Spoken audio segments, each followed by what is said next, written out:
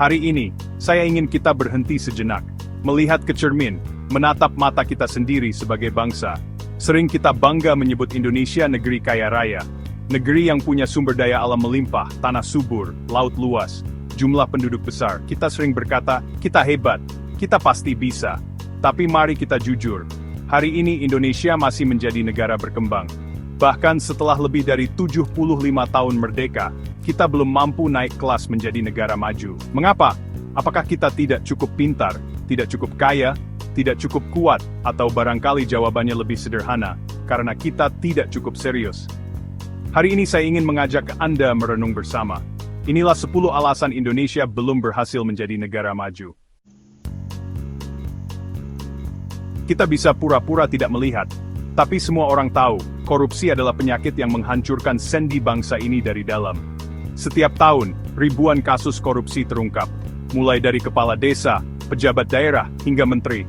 Uang rakyat yang seharusnya membangun sekolah, rumah sakit, jalan, dan fasilitas publik, hilang di kantong segelintir orang yang rakus. Korupsi bukan sekadar angka kerugian triliunan rupiah. Ia menciptakan ketidakpercayaan. Ia membuat rakyat apatis. Ia mematikan semangat inovasi. Negara-negara maju memiliki tata kelola yang bersih, transparansi, pengawasan ketat, sanksi tegas. Indonesia belum memiliki itu secara konsisten. Dan selama korupsi tetap dibiarkan menjadi budaya, mimpi menjadi negara maju hanya akan menjadi slogan kosong. Setiap tahun kita bangga dengan jutaan anak Indonesia yang duduk di bangku sekolah. Tetapi pertanyaannya, apakah mereka benar-benar mendapatkan pendidikan yang memerdekakan pikiran? Di kota-kota besar, ada sekolah internasional dengan fasilitas canggih. Tapi di pelosok, ada sekolah dengan atap bocor, buku usang, dan guru yang tak kunjung datang. Indonesia masih terjebak pada pendidikan berbasis hafalan, bukan pemikiran kritis. Masih mengejar nilai ujian, bukan membentuk karakter dan keterampilan. Sementara negara maju mengembangkan riset, sains, teknologi, kita sibuk mengutak-atik kurikulum tanpa arah yang konsisten. Selama pendidikan tak berubah menjadi tulang punggung transformasi, kita akan selalu tertinggal. Di Jakarta, kita melihat gedung pencakar langit, pusat belanja mewah, mobil-mobil mahal. Tetapi di sudut lain negeri ini, jutaan keluarga hidup dengan penghasilan di bawah garis kemiskinan. Ketimpangan bukan hanya soal rasa tidak adil. Ia membuat daya beli rendah, produktivitas terbatas, dan kualitas manusia tak berkembang. Negara-negara maju berhasil mengurangi jurang ketimpangan melalui kebijakan redistribusi yang adil. Indonesia, kita masih membiarkan aset terkonsentrasi di tangan sedikit orang, sementara puluhan juta rakyat belum menikmati kesejahteraan yang layak.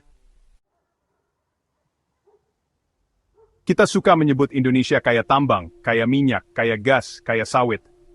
Tapi apakah itu benar-benar membuat kita sejahtera? Sejak dulu, kita terlalu nyaman mengekspor komoditas mentah. Kita menambang nikel, batu bara, bauksit, kemudian menjualnya tanpa nilai tambah.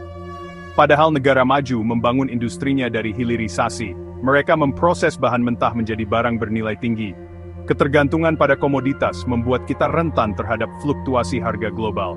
Ketika harga sawit jatuh, ketika harga batu bara turun, pertumbuhan ekonomi ikut lesu. Tanpa transformasi industri, kita hanya akan menjadi penyedia bahan mentah bagi negara lain.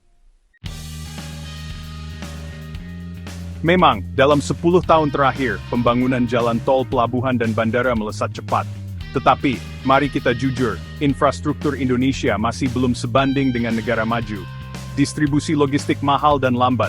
Rantai pasok terganggu oleh birokrasi. Konektivitas antar pulau belum efisien. Infrastruktur bukan sekadar soal bangunan fisik. Ia adalah fondasi ekonomi modern. Jika biaya logistik kita masih 3 kali lipat lebih mahal dibanding Singapura atau Jepang, maka produk Indonesia akan selalah bersaing. Pernahkah Anda mencoba mengurus izin usaha, sertifikat tanah, perizinan ekspor?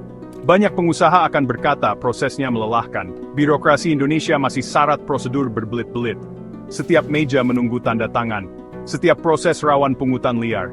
Negara maju menjadikan efisiensi birokrasi sebagai keunggulan. Kita justru sering menjadikannya lahan kompromi politik dan sumber pendapatan tidak resmi.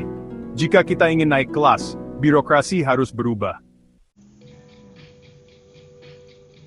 Lihat Korea Selatan. Dulu pada dekade 60-an, negaranya lebih miskin dari Indonesia. Tapi hari ini, mereka menjadi raksasa teknologi. Apa rahasianya? Mereka berinvestasi besar dalam riset, pengembangan, dan inovasi. Mereka mendorong universitas untuk melahirkan temuan baru, memaksa industri agar berinovasi.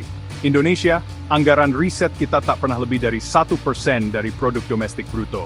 Jumlah paten yang dihasilkan perguruan tinggi masih jauh tertinggal. Selama riset tidak menjadi prioritas, kita hanya akan menjadi konsumen teknologi, bukan pencipta.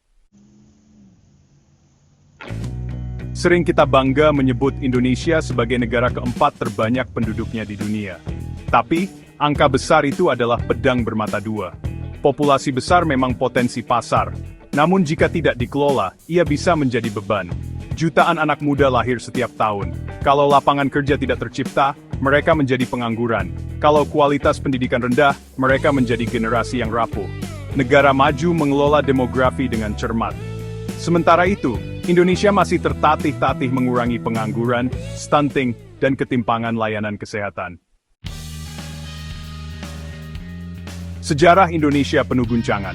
Ada pemberontakan PRRI Permesta, G30S tahun 65, peristiwa Timur Timur, dan krisis 98.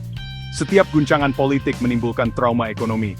Investor kabur, pertumbuhan stagnan, kepercayaan publik runtuh. Negara maju berhasil membangun institusi politik yang stabil, sehingga kebijakan jangka panjang berjalan konsisten. Setiap pemerintahan datang dengan jargon baru, pembangunan 5 tahun, program 100 hari, nawacita, visi 2045.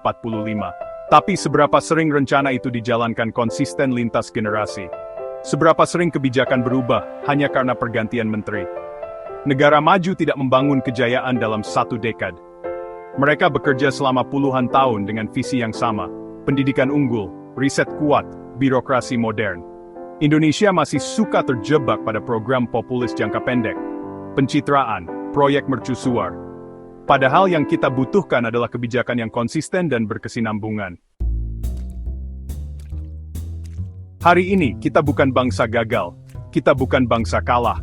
Indonesia telah membuktikan ketangguhan melewati kolonialisme, perang, krisis ekonomi, dan bencana alam. Tapi menjadi negara tangguh saja tidak cukup.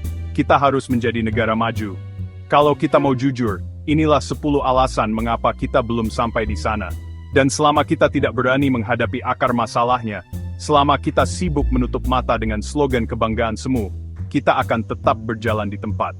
Mungkin suatu hari nanti, anak cucu kita akan bertanya, mengapa kalian membiarkan potensi bangsa sebesar ini hanya menjadi catatan sejarah? Hari ini, jawabannya ada di tangan kita. Mau terus menjadi negara berkembang selamanya, atau mengambil keputusan sulit untuk berubah. Terima kasih telah mendengarkan. Semoga kita semua berani menatap masa depan dengan kejujuran dan keberanian.